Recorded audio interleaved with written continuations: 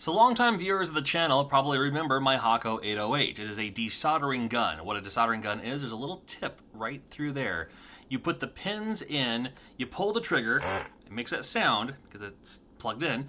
The solder gets sucked up into this compartment, and then which you can, of course, take out, dump, put it back in there.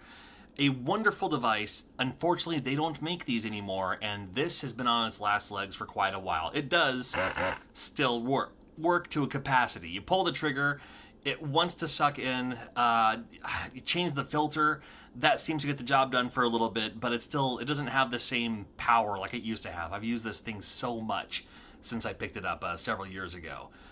So it's time for an upgrade, and time for a new one. Again, they don't make this anymore. Now, with 100% full thank you to Jim Snow, big time supporter of this channel, he actually gifted me this Hakko FR-301. It is available right now through Amazon. There is a link in the description below if you want to check yours out as well. And I want to do kind of an unboxing, and I'm going to put it to the test right from the get-go.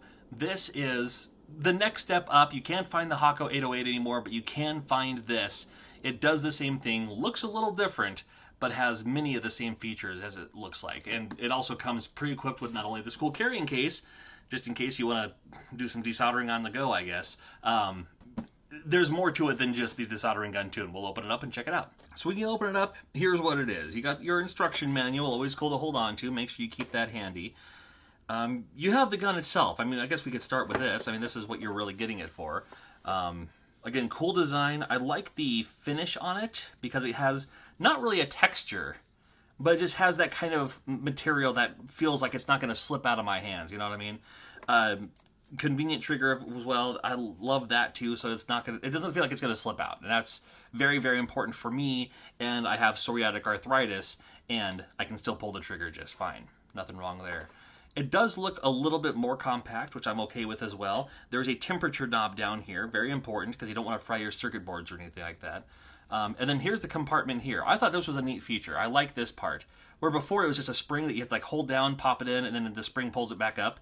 This one, when you pull it down, it stays down. And then here's your compartment. You empty this as needed. And then this button here kind of puts it back in place. So when you do that, you just have to put that there and push the button. And there it is. And that's not going to slide out unless you really force it out. But you don't want to do that anyway. Very, very cool. You have this screwdriver for repairs as needed. I never had to use this with my other one. And then this guy right here, well, this is your cleaning rod. So when you get done with it, you just stick the compartment in there. Because sometimes solder does get stuck and sucked up in there. Very cool.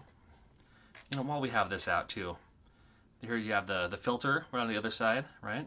And it also does come with more filters as well as a little catch basin for your cartridge here. This thing will, depending on how much of a job you're doing, this thing will fill up pretty quickly. Fortunately, you can see it as it fills up, and if you start, you're not getting the same result as you are. It's probably just a full thing. You just got to dump it out, put it back in there. You'd be all right. This one's cool too. It comes with one of these. It's just a literal, it's like a pillow basically. It's a metallic pillow for your desoldering gun. They have better ways to hold these in place. This is kind of the cheap way of doing it. It comes with something at least, so you're not just putting it on your table. It's the better than nothing, but I might optimize, grab something better there. And if you're like, what is this? A part? A piece? Well, this is for this guy here. Now, I don't have this turned on, fortunately, so only do that. But this is so you can take out the cartridge, and if you need to take this thing off for any reason, maybe you have to change the filter, change the tip. You will want to get different tips depending on what you're working on. Now, I'm working on video games mostly, and the tip that it comes with is fine for the most part, but you will want to get maybe a much thinner tip. But this tip should work pretty well for what we're going to work on today. So, let's plug it in. Going to make it warm up. Doesn't take too long to warm up, but we are going to warm it up here. I'm going to go to, let's go to, this is Celsius, by the way, too. So, the lower settings, 660, 750. Well, we can do 750, I think. That'll be fine.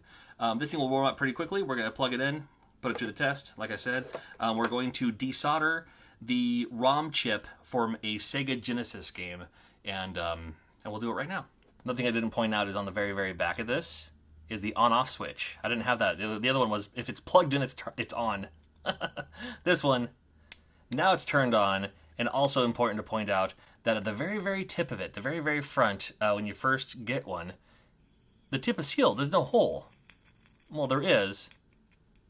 It's just not, it's just not done yet. So when you pull the trigger, it'll suck it up. Ready?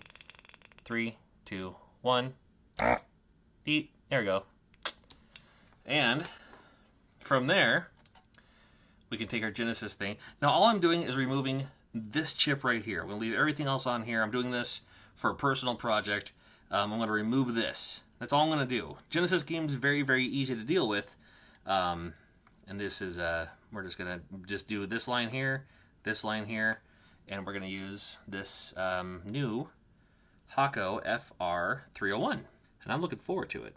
They do make devices that will also hold your circuit boards in place. I've covered a couple of them on this channel, but I also just don't mind being safe and holding onto it with my hands. It's probably not optimal, but it's what I'm used to, you know what I mean? But I do have this down here, and this is cool. It's heat proof, has little magnets to hold your things in place. So this is cool too. If you're curious on any of the tools I use in any of my videos, there's always a link that links it to my Amazon affiliate in the description. And that link is available on all of my videos. We're just going to go for it. So, just going to put it right in there. Just like that. That's all you got to do. Now you just have to do it 42 more times. No, 41 more times, I guess. Some people have their own little technique. I like to do a little circly-do. Because sometimes the solder gets on, both sides, and just by placing it over it, doesn't get all of it. So it's like that. Loosens up a little bit, suck it up, move on to the next one. So far it's working beautifully. I didn't have any doubt that it wouldn't. But the more I do this, the more I can tell that you are going to want a thinner tip. And tips are very easy to find. I just get them on eBay. In fact, I don't know if the tip on my old Hakko 808 is compatible with this one. It certainly may be. But for the sake of newness, I'll just order a new one. And now that this is all unsoldered, I'm going to remove this guy. And this shouldn't have any issues. I'm going to use this EEPROM remover here. In lieu of using, I think I've used the back of knives. I've used jeweler screwdrivers. But this thing's awesome. Because you can also get right into, like the teeth of your ROMs or whatever you're removing here. I have to do that right here because you don't want to crush this guy for sure, the capacitor or the resistor. If you crush it, well, you have to end up replacing that too, which you certainly didn't intend on when you started this project, I just found that one of them doesn't want to move, and I think I already found the culprit. Sometimes I can just give it a little bit of a wiggle, see which one doesn't wiggle with it.